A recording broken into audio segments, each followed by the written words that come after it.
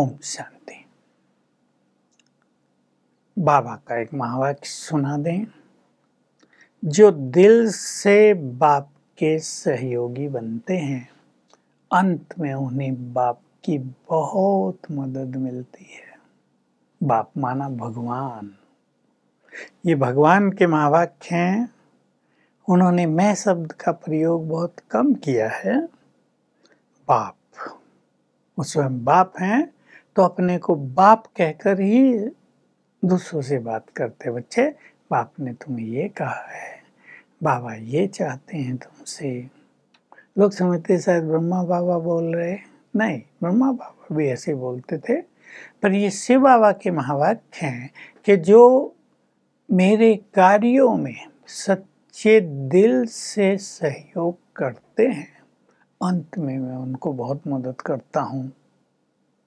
देखिए, अंत में मनुष्य को कहाँ कहाँ मदद चाहिए। अंत में ही नहीं, पूरे जीवन में बाबा बहुत मदद करता है। ये बाबा ने कहा है। बीमारियां हो गई, जिन्होंने सच्चे दिल से उसकी सेवाएं की हैं, बीमारियां बड़ी से छोटी हो जाती हैं, सूली से कांटा जिसे कहते हैं। कोई बड़ी समस्या आ गई, वो सहज पार हो जाती है। कोई संबंधों में कड़वाहट आ गई, वो भी उसकी मदद से ठीक हो जाती। और बहुत सारी प्रॉब्लम है आजकल जो हो रही हैं। मैं तो ऐसा भी देखता हूँ, एक डॉक्टर के पास गए, चेकअप कराया, ये बड़ी बीमारी है, अब 15 दिन में आना है, दोबारा कुछ करेंगे। योग लगाया, दिल से सहयोग करते हैं, बाबा को भोग लगवाए, 15 दिन के बाद गए तो बीमारी वो है ही नहीं, उसका कोई लक्षण नहीं। कहा क्या हुआ, जादू हुआ, क्या हुआ, हमारी मशीनें तो खराब नहीं है, तो सब परफेक्टली काम करती हैं। रोज इन्वेस्टिगेशन हो रहे हैं हमारे, तो रोज चेकअप हो रहे हैं लोगों के। सच्चे दिल से बाबा के कार्यों में सहयोग देने वालों की ये बहुत सुंदर गति रहती है इस जीवन में भी।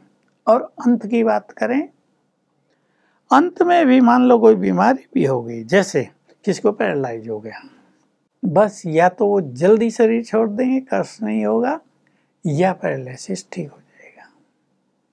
कई लोगों को हमने देखा कोमा में चले गए, 2-4 दिन के बाद शरीर छोड़ दिया, उनको कोई फीलिंग नहीं उनकी बीमारी की। ये तो कर्मों की भिन्न भिन्न स्थिति में, नहीं कहता ये कोई अच्छी स्थिति है, ये तो कर्मों के कारण भिन्न भिन्न चीजें होती हैं। सर्वश्रेष्ठ स्थिति तो देह त्याग की है, स्मृति स्वरूप होकर देह छोड़ना। अचानक देह छोड़ देना वो भी सेकंड स्थिति है, यानी कोई कष्ट तो नहीं हुआ, बैठे बैठे चले गए, लेकिन कुछ अच्छा याद नहीं था। शिव बाबा की श्रेष्ठ स्मृतियाँ, कोई अच्छा स्वमान हो, कोई विशेष चिंतन हो, वो सब नहीं था। स्मृति स्वरूप बाबा से बातें हो रही हैं, बाबा मेरा पाठ पूरा हुआ, ये शरीर अब समाप्त होता है, इसके तत्व तत्वों में विलीन हो जाएंगे, मैं आत्माएं छोड़ कर आ रही हूँ आपके पास। और गए, खुद लगेगा कि बाबा आ गया और साथ में दोनों उड़ गए हैं। यह है सर्वश्रेष्ठ स्थिति। तो बाबा की मदद तो बहुत मिलती है, ये तो प्रैक्टिकल हजारों लोगों के अनुभव हैं, 2-4 के नहीं, कितने हजारों, शायद लाख तक पहुंच गए हों, कि जिन्होंने सच्चे दिल से उसको सहयोग दिया, उसको मदद मिली। बाबा के एक महावाक्य से हम इसकी गुह्यता को समझ सकते हैं। बाबा ने कहा, चाहे कोई व्यक्ति ज्ञान में नहीं भी है, लेकिन तुम्हारे कार्यों में कहीं मदद करता है, अपनी जगह देता है, या धन की मदद करता है, या आप सभी को उसे बहुत प्यार से वहाँ आप सेवा में गए हैं और भिन्न भिन्न तरह का सहयोग वो करता है, अंत में जब प्रकृति विनाश करेगी तो प्रकृति उसको भी सहयोग करेगी। अब देख लीजिए, वो ज्ञान में नहीं है, जो लंबा काल से ज्ञान में है और जो सच्चे दिल से सहयोग कर रहे हैं, उनको तो प्रकृति पूरी तरह सुरक्षित कर देगी। अंत में जो कष्ट होंगे लोगों को, वो उनको नहीं होंगे। लोगों को क्या कष्ट होंगे, पानी नहीं मिल रहा, दूध नहीं मिल रहा, आज सब्जियां नहीं हैं, आटा ख़त्म ही हुआ था तो कर्फ्यू लग गया, कहीं जा नहीं सकते, पानी नहीं आ रहा है नहाने धोने के लिए, काम करने के लिए, भोजन बनाने के लिए, ये सब कष्ट उनको नहीं आएंगे।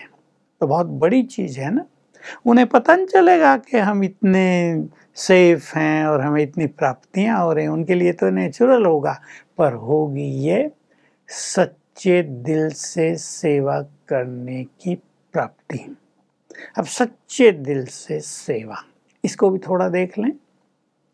कई लोग सेवा करते हैं दिमाग से, ये करना, प्लानिंग बहुत अच्छा करना, कर दिया, वो भी अच्छी बात।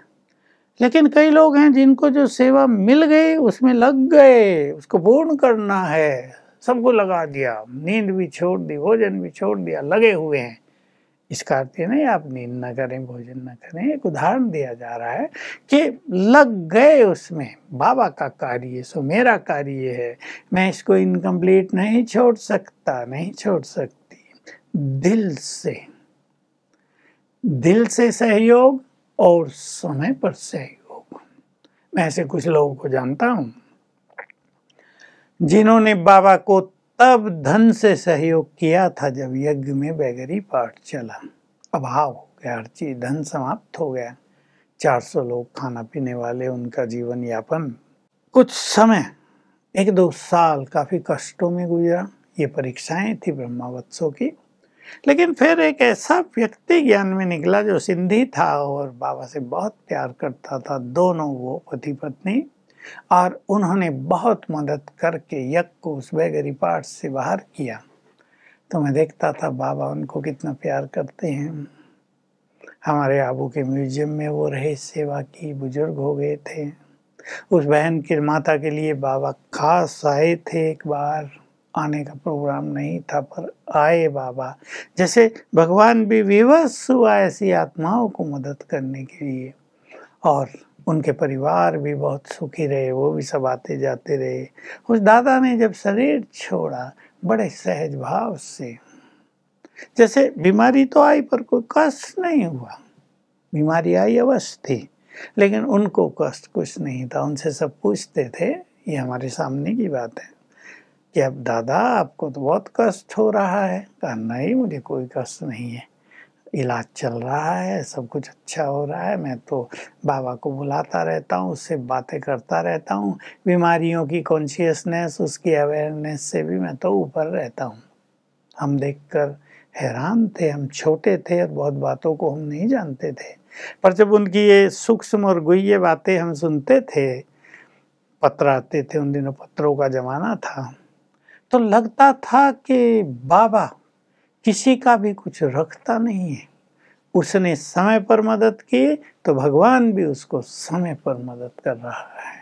तो बहुत बड़ी चीज़ है, हम दिल से बाबा के कार्यों में सहयोगी बने, जो काम हमें दिया जाए उसको सच्चे दिल से पूर्ण करें। इसका अर्थ ये नहीं कि हम बहुत धन दे दें, इसका अर्थ ये नहीं होता, दिल से कार्यों को पूर्ण करना, दिल से यज्ञ की सेवा करना, दिल से यज्ञ की संभाल करना, तो हम सभी पात्र बन जाएंगे भगवान के सहयोग के। ओम शांति।